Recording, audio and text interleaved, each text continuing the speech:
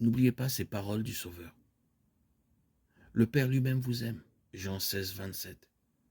Il désire vous ramener à lui et voir reproduite en vous sa pureté, sa sainteté. Si seulement vous consentez à vous remettre entre ses mains, celui qui a commencé en vous la bonne œuvre la perfectionnera jusqu'au jour de Jésus-Christ. Priez avec plus d'ardeur, que votre confiance soit plus implicite. À mesure que nous nous défions de nos propres forces, apprenons à nous confier en celles de notre Rédempteur, et nous glorifierons celui qui est notre vie et notre joie.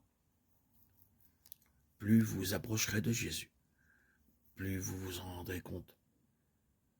Vous verrez vos lacunes, vos faiblesses, vos défaillances,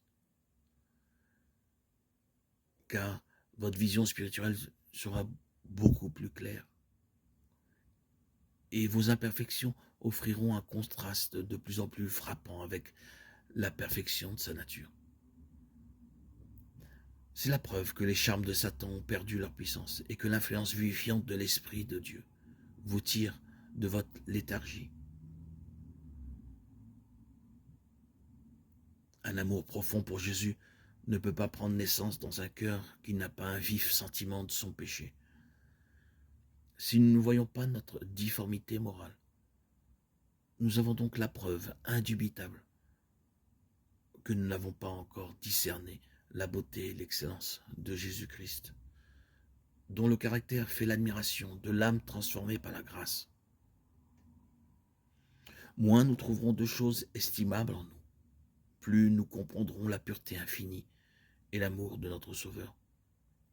La vue de notre nature pécheresse et de notre impuissance nous jette dans les bras de celui qui peut nous pardonner. Et Jésus révèle sa force à l'âme qui le recherche, dans le sentiment de sa faiblesse. Plus la conviction de notre misère nous pousse près de lui et de la parole de Dieu plus haute est la vision que nous avons de son caractère, et plus parfaitement nous réfléchissons son image. Les conditions de la vie éternelle sont aujourd'hui ce qu'elles ont toujours été, ce qu'elles étaient au paradis, avant la chute de nos premiers parents. Une obéissance parfaite à la loi de Dieu, une justice parfaite.